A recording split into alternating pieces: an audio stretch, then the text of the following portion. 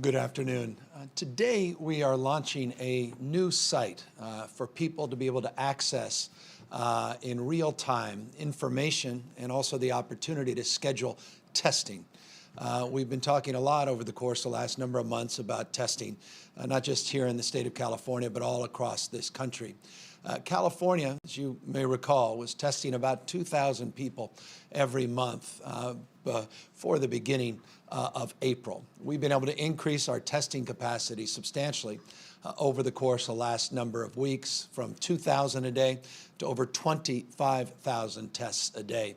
In fact, over the last 6 or 7 days, those numbers have increased to roughly 30,000 tests a day. All told, the state of California has tested north of 800,000 people. We have a lot more work to do, but the work of our testing task force has been very, very successful, particularly in not only addressing the needs in the aggregate, but beginning to focus our testing strategies in a much more strategic way, specifically focusing on rural areas in the state of California and on inner cities, to make sure that we're truly testing all Californians, not just some Californians. We mentioned a week or so ago some new contracts, some that are being expanded, some that were new. OptumServe, which was going to provide 80 sites in rural parts of the state. Verily, that first mobile testing site we announced over a month ago in partnership with Google. We announced their commitment to do 86 additional sites throughout the state.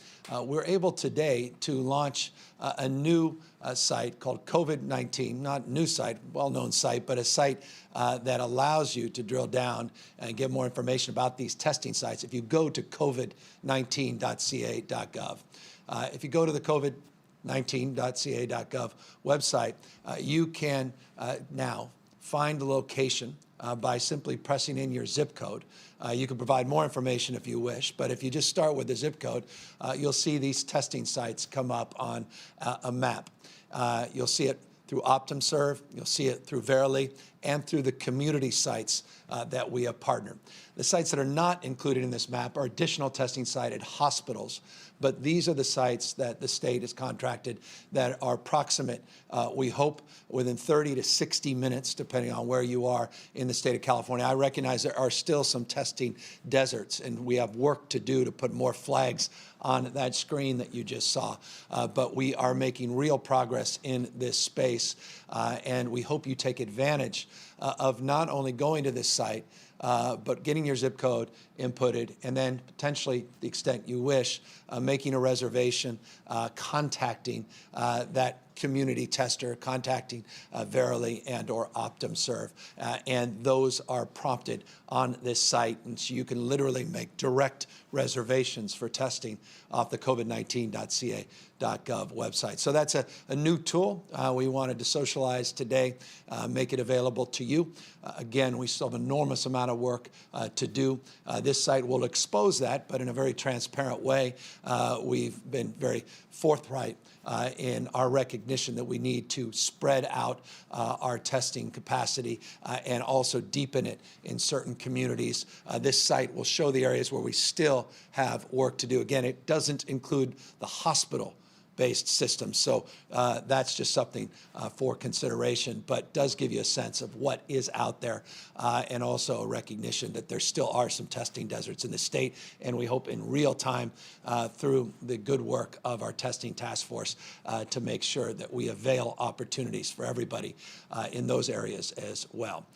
Another thing we've been working on is we moved with the announcements earlier this week to discuss reopening our economy with modifications, reopening sectors of our economy with modifications, and adapting and reopening parts of California, regional parts of California, with modifications, with variances based on criteria.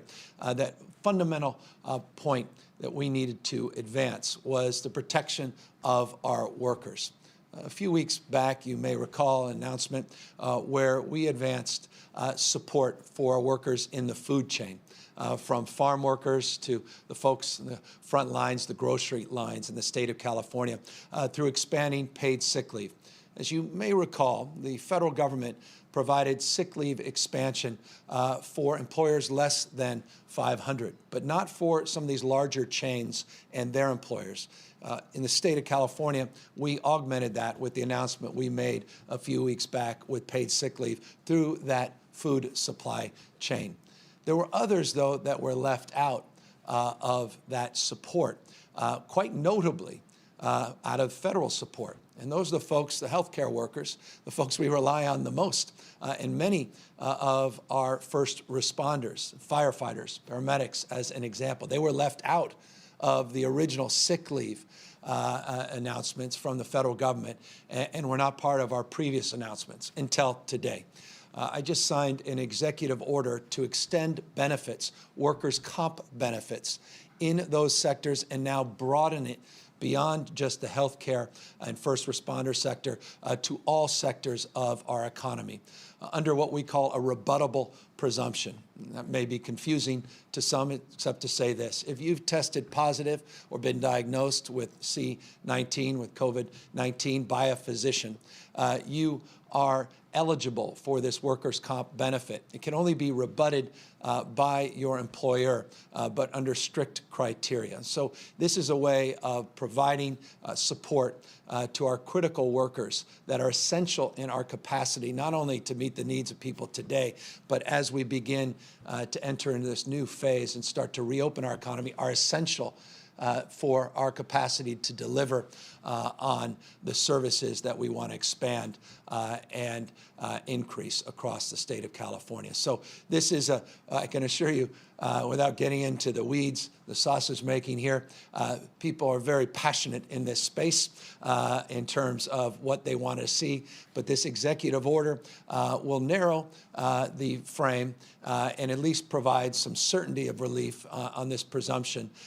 for the next 60 days. It has a retroactivity to March 19th, but extends for a 60-day period and should provide some calm and relief to our healthcare workers that were otherwise scratching their head wondering why they weren't part of some of these original announcements, both at the federal level and at the state level, and I think do justice to the incredible heroism, particularly on National Nurses Day here in the United States of America, to say thank you to our nurses, thank you to our frontline heroes, thank you to our firefighters, paramedics doing CPR and the like. Thank you for a job well done, and this is the least we can do in terms of targeting that support on a rebuttable presumption for your workers' comp. Again, the whole idea is as we move into this second phase, we want to keep workers healthy and keep them safe. The worst thing we can do is have a worker that has tested positive but doesn't want to tell anybody and can spread the disease because he or she can't afford not to work. And so that's why expanding to all sectors of our economy, this workers' comp presumption is so important, because we want people to feel confident and comfortable they'll have their benefits. Of course, these are benefits after you've already exhausted and drawn down any federal benefits you otherwise may have accrued or other state benefits. There are provisions, there's a criteria we lay out in this executive order, but I think it's a very healthy step in the right direction, critical step in the right direction as we move into this phase two. I'm pleased that we have our Director of Department of Industrial Relations, Victoria's here today to talk a little bit more about this program. It's part of her larger, and you're probably wondering what Department of Industrial Relations is, but among many other responsibilities Victoria has is making sure our workers' comp system is working, is operational. She has been working overtime with industry leaders, business, as well as labor leaders all up and down the state, and trying to forge, to the extent we can, a framework of understanding and capacity and appreciation to be able to make this announcement today. I'd be remiss if we didn't ask her to come up and talk a little bit more about this program and talk a little bit more about how you could avail yourself of more understanding and a knowledge about what this means potentially for you.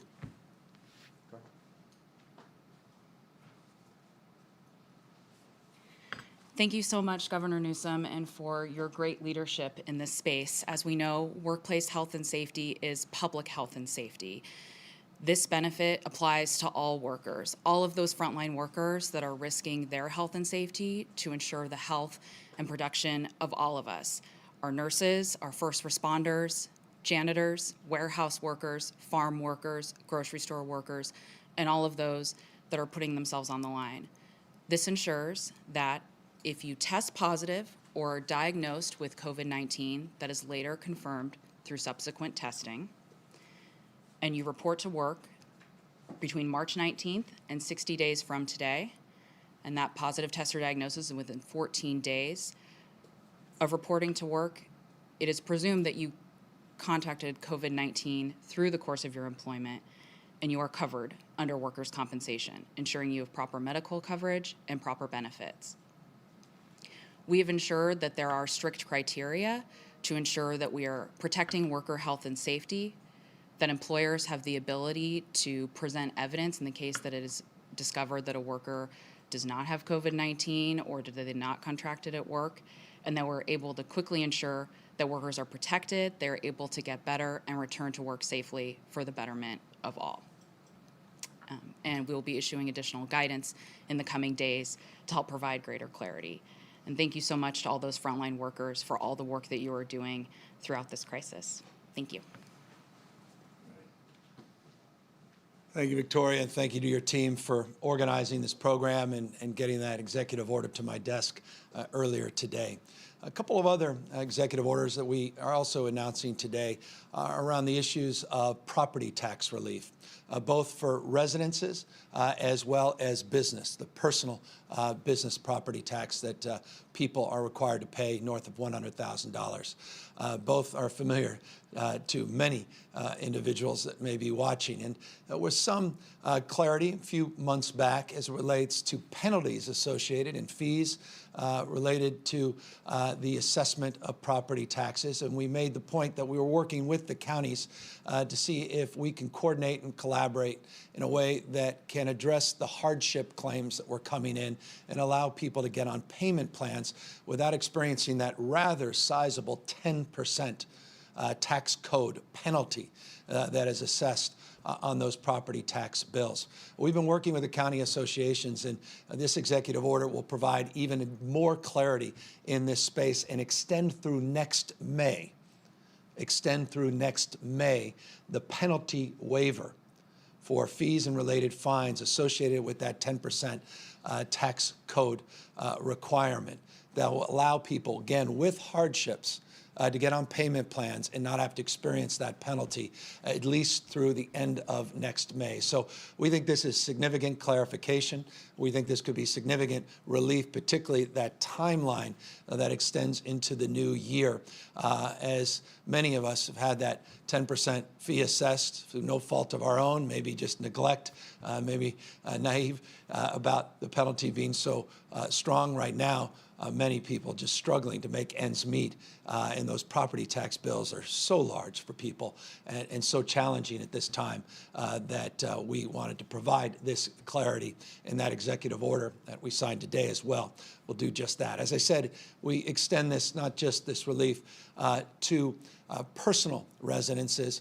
We are extending the deadline for property, personal property, for taxes associated with businesses. That currently is a May 7th deadline where you would then have that same 10% tax under the tax code. We're extending that through just May 31st of this month. So for residences, we extend through next year. For businesses, we're providing small businesses that relief at least through the end of the month to give people some more time. We've been working with the Board of Equalization on this. They were assessing how many calls they were getting, how many concerns that were being raised, and providing at least a little bit more time will give us a little bit more time as well to provide more clarity through the end of this month. So that's the framework today.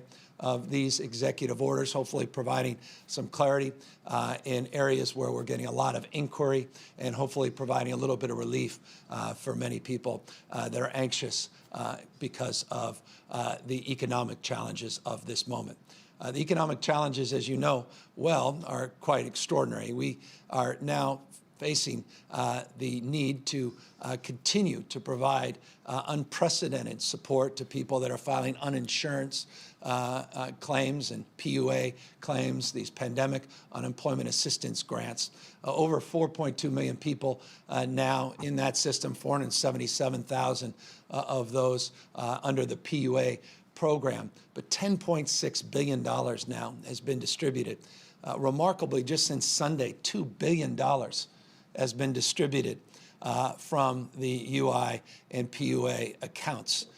So now north of 10 billion, 10.6, 2 billion now, just in less than a week of dollars that we're getting out as quickly as we can. I bring that up proactively, consistently, because I recognize so many of you can't wait much longer, can't wait on a line for a human being to answer the phone call, or wait for your claim to be adjudicated, wait for some questions to be cleared up, or wait to get that debit card or check in the mail. Just know they are continuing to work as hard as they possibly can at the EDD department, and had another conference call this morning with Julie Sue and her team, continuing to try to do everything they can in their power to get these claims turned around. But $2 billion just since Sunday through this week, almost $11 billion now in total, again, without precedent in our state's history. And you'll see these numbers translating to unemployment rates very, very soon, not only in the state of California, but across this country, that will be rather jaw-dropping. It's sober, and we've anticipated it, and it's also reflected and will be reflected in budgets, both local budgets, state budgets, certainly the national budget, in communities all across the United States. Our budget comes out, what we call the May revise, on May 14th. So in a few days, those numbers will be made more visible, more real to people, as we're all working overtime to make sure we submit a balanced budget. We talk about California being a nation state. The only distinction by that, it's a figurative term, not a literal term. The one thing that we don't have is a printing press. We are accountable to balancing our budgets, and I'll continue to make this point as we've made on multiple occasions. We can't do this without the federal government. We really need leadership at the federal level to provide the magnitude of supports, not just for this state, California, but for cities and counties all across California, where revenues have simply just fallen off a cliff in just weeks. Not even months. And so, again, these unemployment numbers portend that future. And so I just want to highlight and bracket the unemployment conversation in light of that conversation. Let me now go back to the opening conversation about moving people back into phase two, back into the economy through this phase two process. We'll be putting out guidelines as early as tomorrow as it relates to the industries that will begin to make modifications to our stay-away order, and industries that will be allowed to move with adaptation and modifications into this second phase, primarily in the retail space, but also the manufacturing and logistics space. Yesterday, we were a small business in Sacramento that will be the beneficiary of these changes, that will begin to do curbside pickup, but still a lot of work for businesses to get their modifications in order. We're also working with the counties all across the state of California that wish to go further, clarifying the expectations, what the details are in terms of the guidelines on testing, tracing capacity, surge capacity, PPE, and many other prerequisites to opening up even further. On the issue of PPE, it is appropriate that I also there pause and reflect on this remarkable moment in our history where we all took off on a plane that we were building as we were flying. We referred to the procurement of PPE across the spectrum as the wild, wild west a few months back. There's been some wonderful reporting on this. I want to compliment the work of one of our state newspapers, Cal Matters, and incredible work also being done in the Washington Post on this that highlighted some of these examples. You've seen those examples in Maryland. You've seen some examples specifically in New York, many other states. I can imagine there are hundreds and hundreds that will be exposed. It's cities, not just states, over the course of months of some of those efforts gone awry. We've been very, well, to the extent possible, we've kind of been in real time updating you. I mentioned a few weeks back on multiple occasions some of those moldy masks that were turned back that we had procured. We were able to get our money back on those. Others that Customs and Borders took away, contracts that materialized, contracts that didn't. But there was some larger contracts that certainly didn't cost the taxpayers a penny, but were cautionary tales. And a few months back, we were able to, or at least many weeks back, been able to reposition our approach to our procurement in PPE. And that led to an announcement a few weeks back about a large procurement with the company BYD and other nonprofits. We're part of a broader consortium of efforts to really secure our supply chain for the state of California. Again, why is that so important? For our first responders, for our frontline employees, and our healthcare professionals, absolutely, our skilled nursing facilities assisted, but also that PPE is critical for reopening the economy. We have this large BYD contract where we talked about the product coming in May and June, a 2-month contract. We're a few days into May, but we were very blessed a week or so ago to get early shipments, earlier than we had anticipated on the contract, of these surgical masks, these procedure masks. What that has allowed us to do is begin to move into phase 2 a little bit earlier than we otherwise would. Let me be specific about that. We have now distributed over 15 million of those procedure masks. A few weeks ago, it was less than, well, it was about 4 million. Now we've distributed over 15 million, and we have in our possession 19.9 million masks that we are now in the process of distributing. Again, we try to get it out as quickly as possible. But we've never been in this position. We were a beneficiary of these larger contracts and some security in our supply chain. So that's good news on the front end.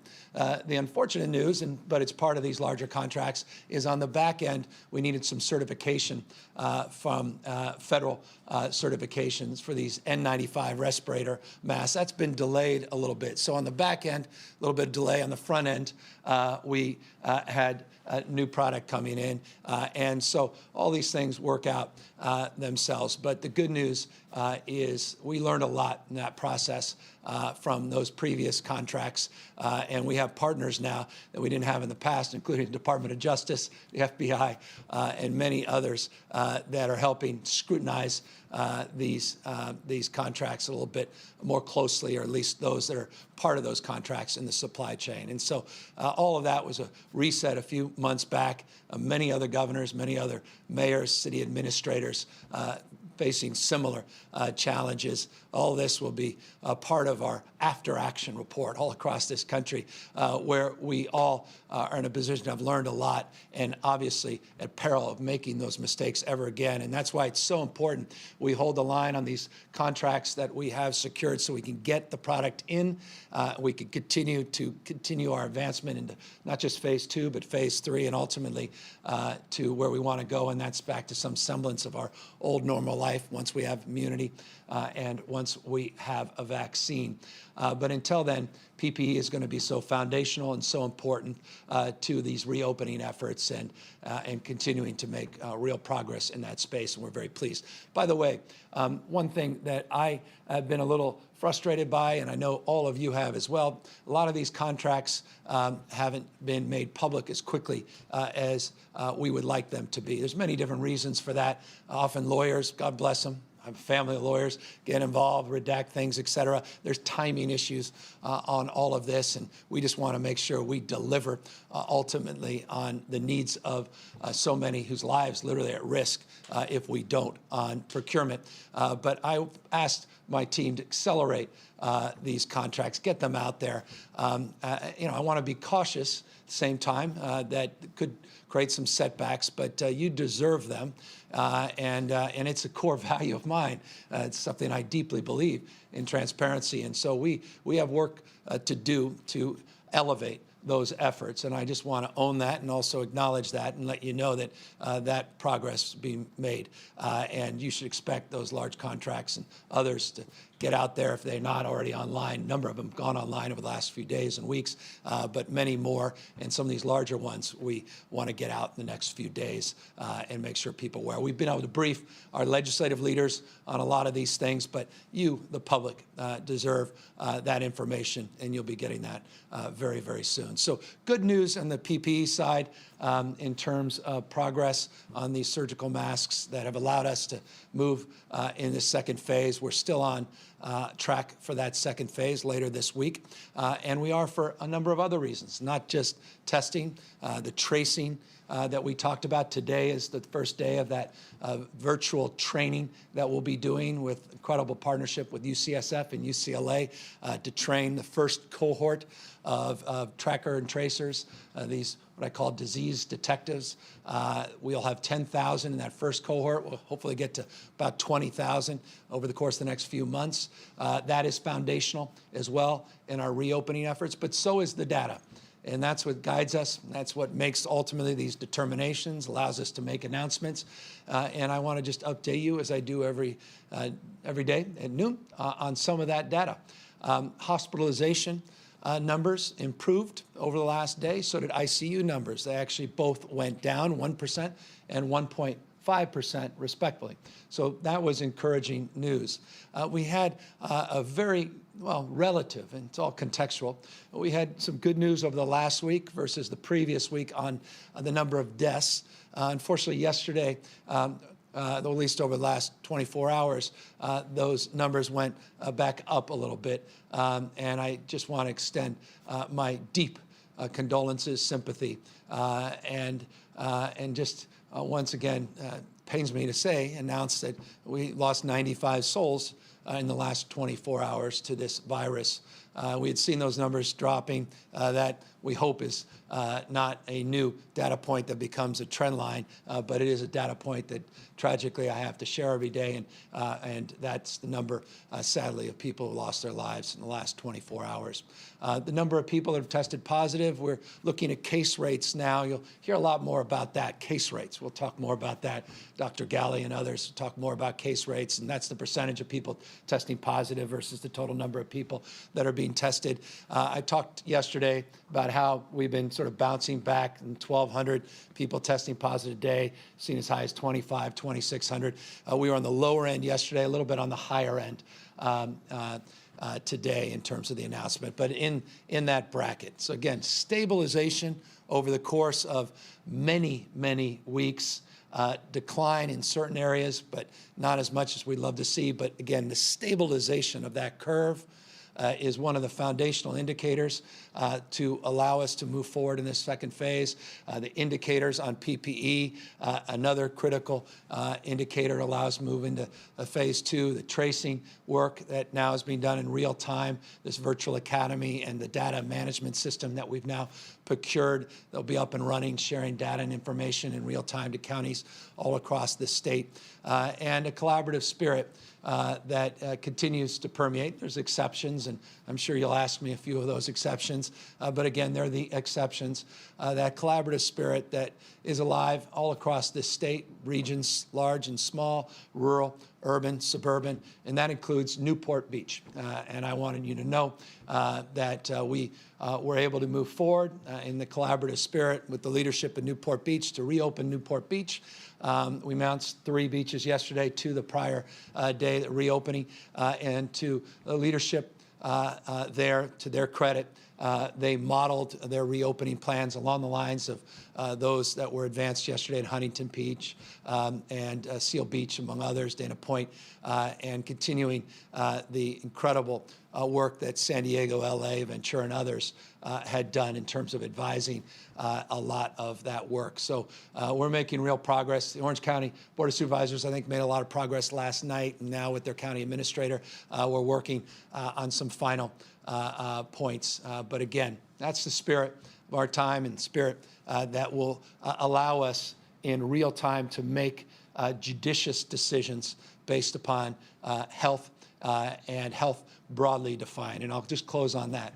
We think in terms of health as a priority for those that are potentially exposing themselves to COVID-19 or have been tested positive. But we've long talked in terms of public health more broadly. I submitted a budget in January talking about social determinants of health, talking about the issues of poverty and health. And it is incumbent, I think, of all of us that we consider that as we consider these next phases and how challenging and challenged we all are as we enter into these phases. Public health has to be broadly defined. People's mental health has to be considered.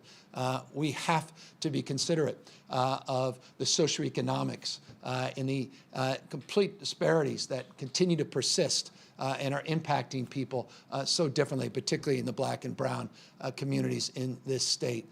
And it doesn't surprise me and shouldn't surprise you, a study that just recently came out related to that.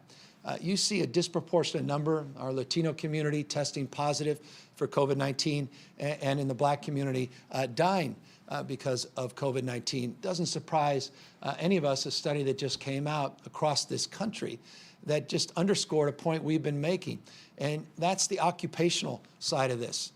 A disproportionate number of our Black and brown community are not teleworking, are not home working. They're right on the front lines. And that's why the PPE is so important. That's why the testing is so important. And that's why we consider these disparities in terms of broader public health, not just as it relates to COVID-19. And I, again, just offer that as a lens of consideration always. I talk often in the aggregate, but I recognize all of you, none of you, live in the aggregate. And conditions all across the state within diverse communities are unique and distinctive. And we need to speak to those that deserve that attention and deserve, I think, those issues being called out as well. So that's broad strokes, the announcements today. And the progress we look forward to making tomorrow on getting those guidelines out and into the weekends as we begin to move into phase 2 with our eyes wide open, with the data front and center, and with that dashboard of transparency in real time guiding our decision making over the course of the next days and many weeks and months ahead. Happy to answer questions. Rachel Bluth, Kaiser Health News. Hi, Governor.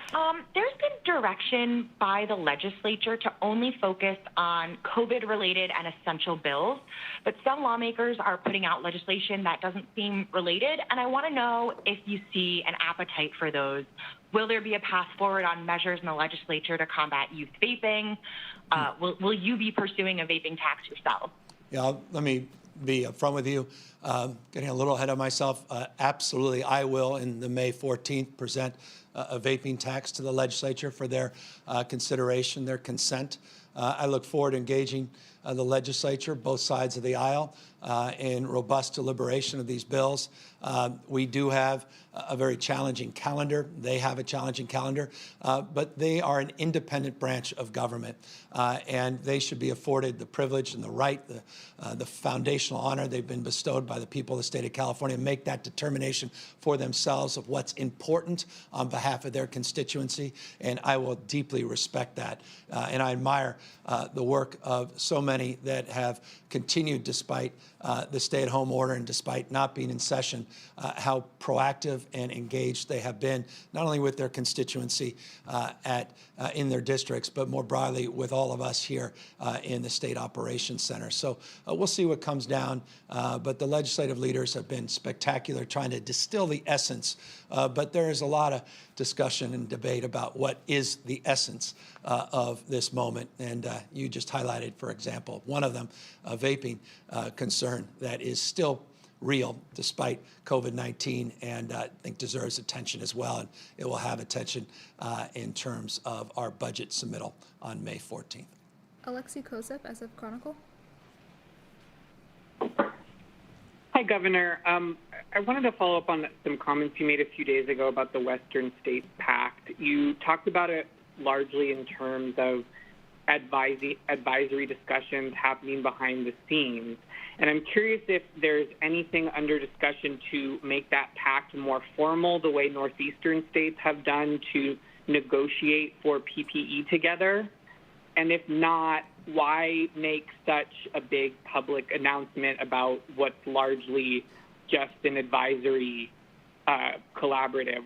Was it an effort to create a counterweight to the Trump administration on coronavirus response? No, it was the spirit of collaboration that was alive and well and made visible when we announced it. We'd been working for over a week pre-announcement, particularly with Jay Inslee, who I've known for years, close personal friend, not just a well-respected governor, leader, particularly in climate change and so many other social justice causes. Governor Brown in Oregon, I've gotten to know very, very closely. And so we've been talking, full disclosure, more broadly for the last 2 years, at least my year and a half as governor, about a West Coast collaborative that goes even beyond this moment. We've been talking more broadly about a growth and inclusion strategy. It's a phrase you may have heard me say on multiple occasions. It comes from a lot of the conversations we've had about issues of disparity, issues of poverty, and the unique dynamics of these West Coast economies in terms of our innovative spirit and the entrepreneurial spirit that really defines the West Coast. And so we've been having those conversations, and we began to formalize them and decided to advance that pact. It wasn't done in a political frame. It was just done in a frame of collaboration and really codifying what was happening on the natural and doing it a little bit more formally. To be candid with you, as I was last week, it's really been an extraordinary success in this respect. I mentioned this even on Monday, that when we had the pleasure of having Gerald Polis from Colorado join us, and the wonderful governor, another just spectacular partner. We do so much work together in Lake Tahoe and elsewhere on border issues. Governor Sisolak from Nevada, when they joined our pact, they added even more in terms of insight. Notably, the issue of regionalism became front and center in those conversations. Honestly, if we had not had the pact, if they had not been invited in, I don't know that we would have been the beneficiary of some of that work, particularly the work coming out of Colorado.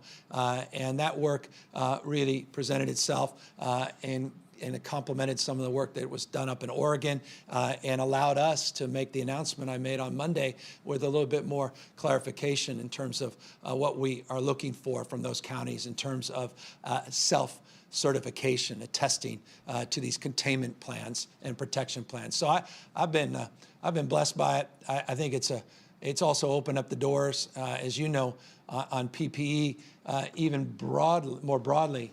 We've been talking to other governors, even outside of this collaborative, on just ways we could be more collaborative in the PPE space and sharing best practices on antibody tests and others. I can continue to go on and on and on and on, except to say we think this pact has been a good one, a successful one. Katie Orr, KQED. Hi, Governor. Just what you were just talking about, given the difficulty states have had in securing PPE and testing equipment, has your administration had any discussions with the legislature about the possibility of enacting a statewide Defense Production Act that would give the state government more control over production and price setting? Yeah, we've reviewed that.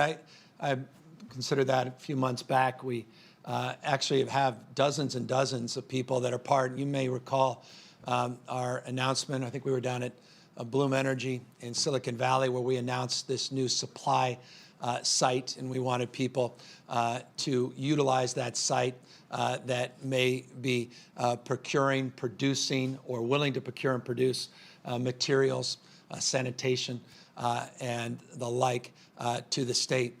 We highlighted a number of those companies that actually are participating in the manufacturing of gowns and cloth masks, hand sanitizers. One of the biggest companies in the world, Budweiser, actually just delivered a bunch of hand sanitizers. CDCR and Prison Industries are doing their own hand sanitizers and cloth making, just as examples of some of the manufacturing that may not have been highlighted. A wonderful company up in Sonoma doing the same. St. John's Knits, they're actually cross-border down in Tijuana, also in Southern California, repurposing their line. So it's a long way of saying this. We considered it, but we felt there was a lot of things already happening, and the necessity to move quickly required us to use more of these traditional supply chains.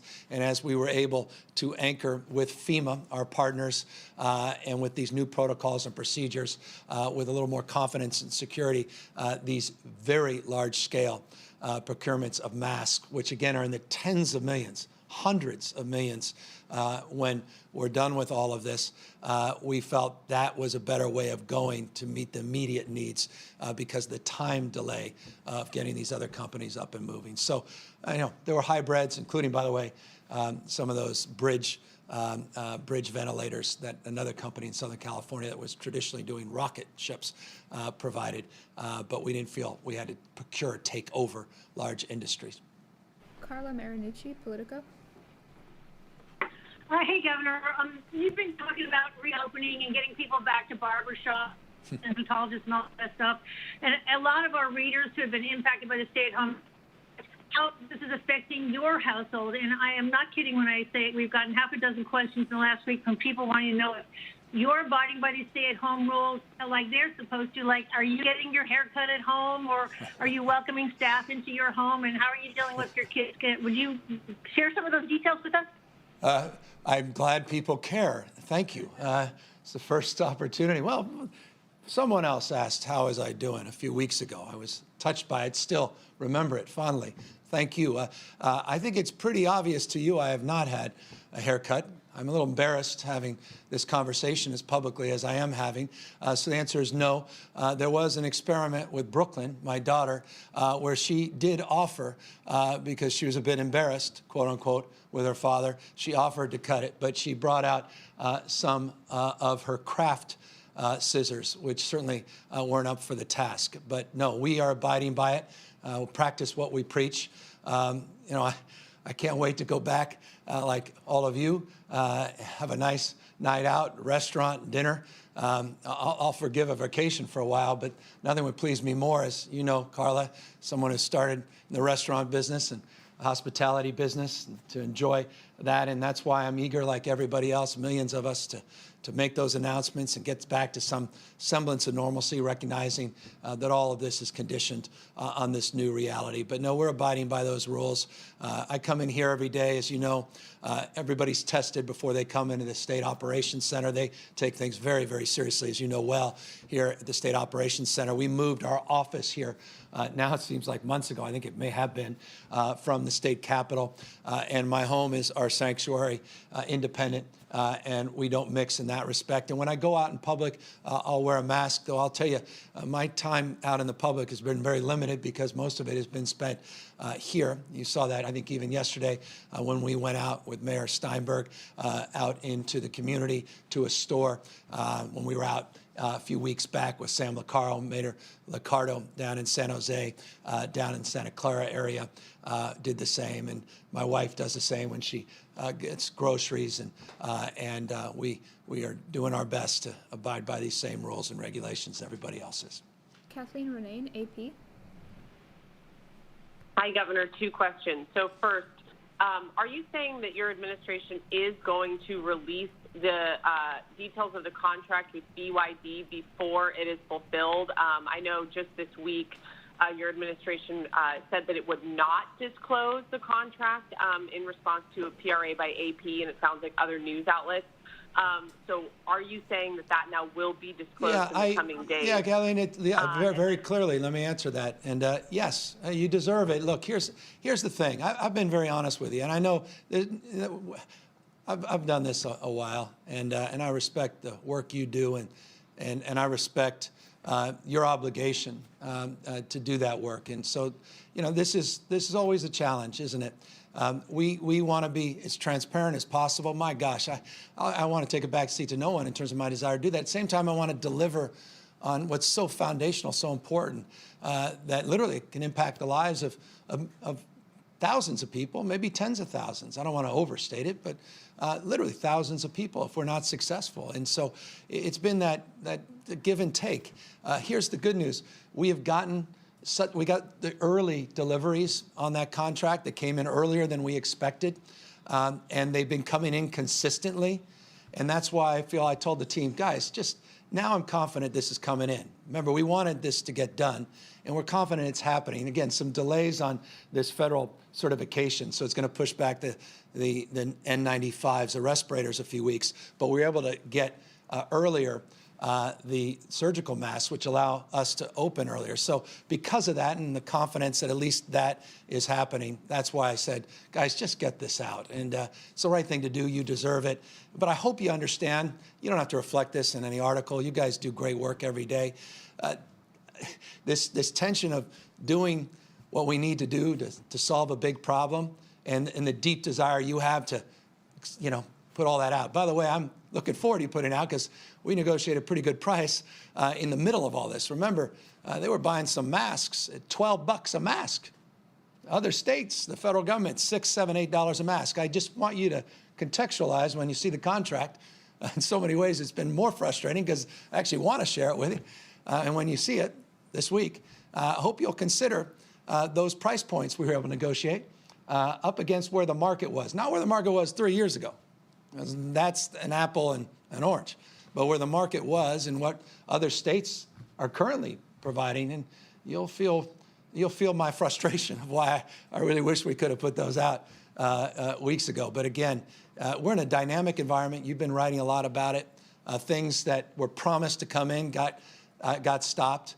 And there's a geopolitical reality here too. I don't want to get into that because then I really will put things. But there's a lot of things happening, a lot of cross currents. And one day I look forward to having that conversation with you, which is why I just want to make sure we take care of the most vulnerable Californians. And forgive me for, I'm guilty of that. And I mean that. I'm guilty of wanting to deliver and get this done and to save lives. At the same time, damn it, to be as transparent as I humanly can be to you because you deserve it. And so, yeah, you'll get that. And I hope it doesn't impact the contract. I pray it doesn't. But I'm proud of the work our team's done on it. Final question, Dave Lopez, KCBS. Good afternoon, Governor. In light of businesses or the restrictions being eased, you'll make that more announcement tomorrow. How confident are you that California will be able to rebound, and how long will it take? It's going to take longer than I think a lot of people think. It's going to take a lot longer than people are saying. This is serious. We've never experienced anything like this in our lifetime. This is Depression-era numbers in terms of the unemployment you'll see across this country, not just in the state of California. Again, please just do the math on the number of unemployed Californians that have filed just since March 12th. We had record low unemployment in my January announcement, record reserves. We were enjoying another surplus, and you're going to see a budget that comes out tens of billions of dollars short of where it needs to be. I can't make this more plain. I've been very direct with conversations we've had with our congressional representatives, Democrats, Republicans. Have been very direct with you publicly on dozen-plus occasions easily. We made public the letter we've sent to Speaker Pelosi. We've been working very directly with Speaker Pelosi on what we believe our needs will be to take care of the most vulnerable Californians that will be impacted by revenue reductions and loss, and deal with the most vulnerable families that are dealing with job losses and struggling to make ends meet. These numbers are jaw-dropping, and it is alarming. And I just hope people are preparing themselves, not just for the clarity around these numbers, but preparing for the effort that we all need to engage together to undertake to unwind that and get back on our feet. So let me just answer that point of your question. I have no trepidation, all the confidence in the world that we will recover and we will be a stronger society. We'll be a smarter society, stronger society, more resilient state and nation. No doubt in my mind, but it's going to take a little bit of time. I'm not of this opinion, and nor are my economic advisors, including Janet Yellen, former Fed chair, and my entire team, which I'll put up against any economic recovery experts and advisors, that this is a quick V, and we're going to come back in a few months. The next few years, we're going to have to work through these challenges, but we'll work through them, and we'll get out the other side, again, stronger, more resilient, and more capable of meeting challenges head on in the future. But we have our work cut out for us, as does the rest of the country and nations, large and small, all around the globe. With that, let me thank all of you for, as always, your time and attention. Let me thank those of you that are paying particular attention to these briefings. Let me thank you for your stewardship. Let me thank you for your faith and devotion to the cause that unites all of us, and that's our public health.